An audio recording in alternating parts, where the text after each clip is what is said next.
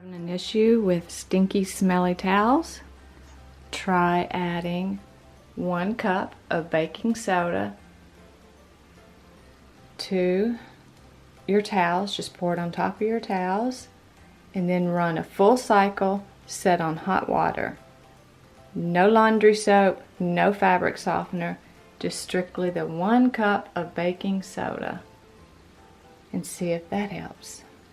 And caution, warning, do not add vinegar to this load. Nothing but the 1 cup of baking soda. And after this load runs, then I will run a cycle with the laundry soap to wash them. And I put a reminder on the door there to remind me this is a baking soda only run of the washer. Tip 1. I know I've shared this tip with you before, how you could use your lint roller on your fabric lampshades. Well, I also like to use it, on the fabric of these 2 red chairs. And I will use like my handheld vacuum and run that over it at times. But even if I run it over it, I like to use the lint roller because it picks up. This is what I was able to pick up. And I went ahead and used it on both the chairs and that 1 lampshade that I had shown you. And this time of year, I will be picking up quite a bit of glitter. I can't see too much here, but I do see some glitter in the chair. And what I do on some of my furniture, like when it gets nicked right here, like I just did this when it was a little place right here on this corner that was like on this corner, and I will rub the black marker over it and gently wipe it off with my finger, and I will show you the after. And that is the after. Just rub your black marker felt tip over the little scuff mark. And there's the after. How I use just a plain black permanent marker to touch up the nicks on our furniture. And they do have wood finish stain markers. I did look on Amazon, and you can purchase those on Amazon, and that way you can order the stain markers that best match your furniture. Because of course, you know, on something light, the black marker is going to stand out, probably more so than the nick or the scuff. So there's my tip 3, how I touch up my nicks on my furniture with just a plain old permanent marker. But you can order one that's more tailored to your furniture from Amazon. Tip 4 is part of the Christmas decor, and since that's what I'm doing, I thought I'd share it with you. Like the garland, I'm stripping these garlands down and going to start over. That's what I do every year. But when I put them away, I just put them away with the ribbon that was in them. But I'm going to strip those ribbons down. I've already taken that one out. But tip 4 would be, if you're able to bring your garland or your wreaths outside to do the fluffing, that will help keep the pine needles down. And at first I was like, well, I'm going to go ahead and get the pine needles all over the place. What's going to be the bother of more pine needles all over the place? It is a bother. So to keep my pine needles down the best I can, I bring this stuff outside to do all the fluffing, and then I'll just use my blower, my battery operated blower, and blow them off the porch here, and then I'll blow them off the lower level of the patio there. So that would be tip 4. And then I just give them a good shake, and then I'm just going to hang them over the rail here. And when I start fluffing, I'm just going to lay them across this table that already has some needles on them, where I just brought them out here and put them down. Enjoy the sun, but not the smoke down there from burning. So there's the tip, especially this time of year.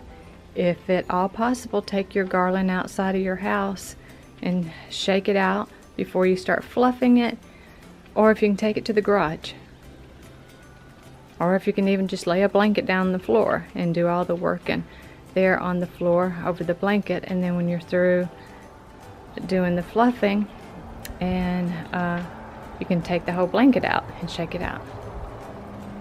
5 involves the Dawn dishwashing liquid, and this is real time. We're going to do it and see if it takes it completely up, or if it at least makes it look a little better. Right here, when the lawn furniture, patio furniture got put away for the season, it had water in some of the legs, and of course when it dripped out, it drips out this rusty, stained water.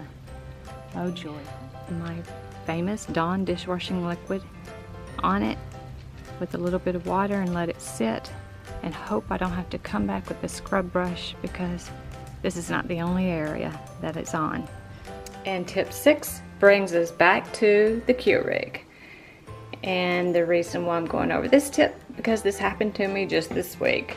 I was making my coffee for my iced coffee, and it started reading needle maintenance, under pressure, lift slowly, and you know the information it gives you. And it told me to use this little bulb here, and what you do is you fill it with the water with the little bulb. This should come with your Keurig. The two I have, it did come with it in the box. And then we're just going to lift this lever up, and then we're going to put the bulb just like we would put a coffee pod in there. And you just line it up. The arrows are to point down when you put this in, and then we're going to pull the handle down.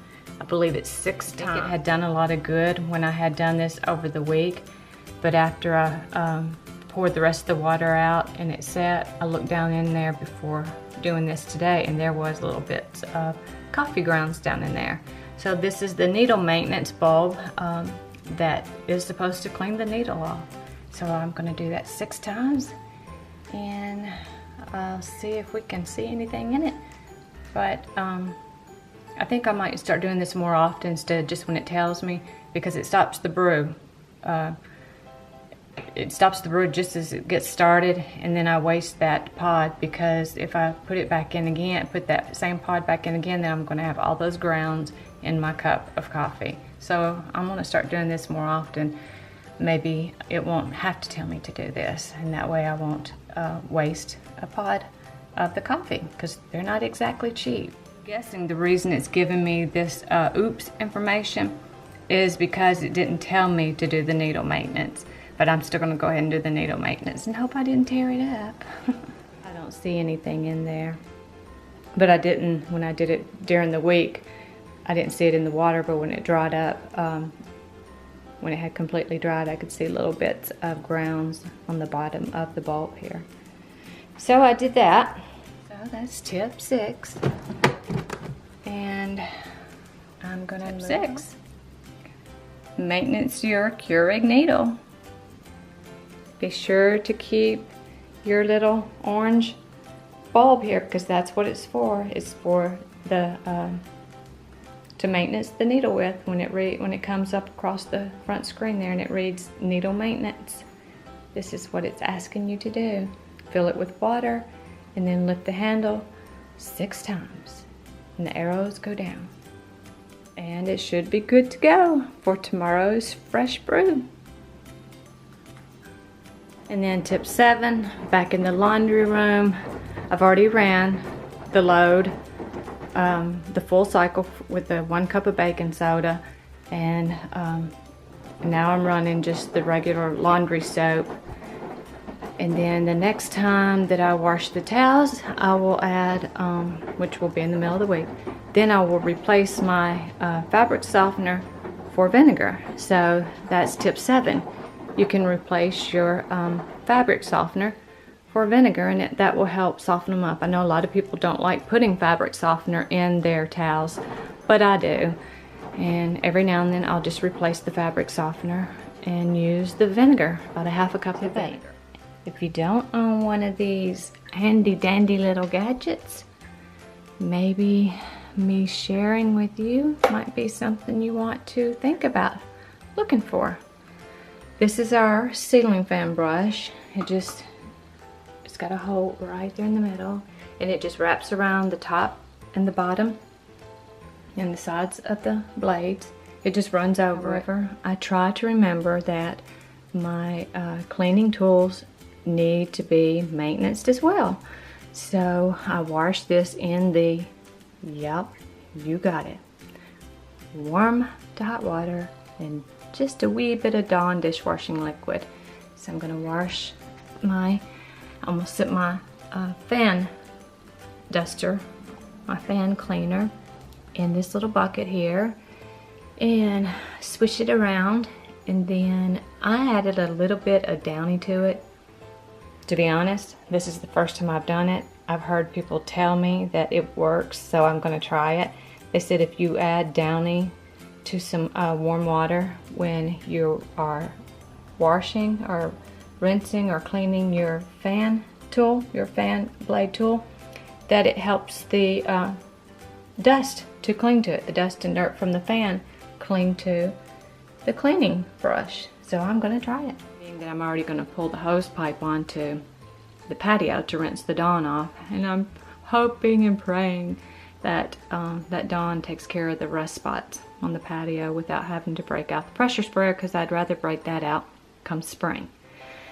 But sometimes you just have to do what you have to do, or as my husband says, you gotta do what you gotta do. So I'll just carry this bucket here out with this fan brush cleaner, and I'll just use the hose pipe on it to rinse it real well. This, friends, shows me the importance of not overlook cleaning my cleaning tools. Look how dirty that water is. And that was just for me doing that to it. Oh, wow. So I was just putting dust on top of, I was putting dirt back on top of dust, huh? One of the cleaning tips. We have to remember that our cleaning tools need to be cleaned. Yeah. Also. That's kind of nasty. Tip number 9, to save your back. You can get a broom that's dedicated just for this purpose, and it's the only purpose you would use it for. Get a soft bristle broom, and then you can run it along just your baseboards, and that way it will save on your back. Like if you just had them painted, or you're looking to paint your trim, or you've just cleaned your trim up really well, especially since the holidays are coming in and we do a deeper clean, or like if you're getting ready to do it for spring 2018 to help maintain those clean baseboards, just take that broom to it when you clean your floors. Not the same broom you clean your floors with, but it will just remind you to run it along the tops of your baseboards. So that would be tip 9, a soft bristle broom dedicated to dusting off your baseboards to help keep the dust and the dirt off of them from building up, and then you have to get down on your hands and knees and scrub them. That will keep you from having to scrub them so often. Tip number 9. Moving on to tip 10. Tip 10. Kinda, sorta a cleaning tip. Keep your hands clean. It does keep you from handling stuff when you've been handling raw meat, because you have the gloves on, they're full of yuck, so you're more aware not to grab other things while you have meat, fresh meat has just been on your hands. So I use these for like when I'm making meatloaf and you have to get in there and squish it with your hands. Ugh. I put the gloves on to squish it. And also, like if I've made a big batch of potato salad or macaroni salad and I'm trying to get it all mixed up, and I have broken a spoon before trying to stir it. Put these gloves on, mix it up. My hands are clean to mix it up, and take them off inside out. Throw them in the garbage, and if I need to use them again while I'm making something else, I just grab a fresh pair, and one box is lasting me forever. So disposable gloves for handling foods that you have to get your hands down in, like making meatloaf or meatballs, having to mix up your potato salads, your mac salads, things like that. So there's tip 10, and there's a wrap to another 10 tidbits of cleaning tips Monday series. And with that, my friends, I'm going to tell you all, until we meet again, you all take good care, and bye-bye. And if I could take this time to encourage you during this busy time of year, and we tend to feel like we have more on us that we need to get done, and we feel like we're the only ones that can get it done or get it done right. Don't feel guilty. Don't allow yourself to get wrapped up in a guilt trip. Reach out and ask others for help. Tell them you need help. There's too much to be done. Even if that means that you will need to hire somebody for one time to come in and do the deep down stuff to prepare for your family gatherings this time of year.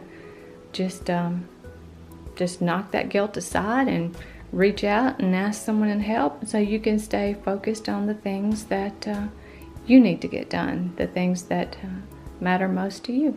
So if I could just offer you that wee bit of encouragement today to reach out, because we can become overwhelmed, and then when we become overwhelmed, we can actually feel paralyzed and just feel stuck and not know which way to go. And sometimes we can't get the things done because we have so much other stuff on. Just know that you don't have to do it all. You don't have to do it all by yourself.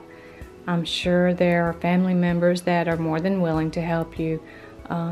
You just have to reach out and ask. And if there's not family members, see if you can recruit friends. If you can't recruit friends, then just step out and hire someone to come in and help you with the housework for as long as you need it, or for just one time, for one good deep down cleaning, so you can focus on all the other areas that you need to focus on during this time of year.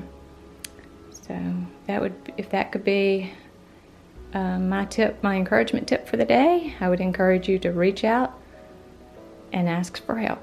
And if they won't volunteer to help, then hire the help.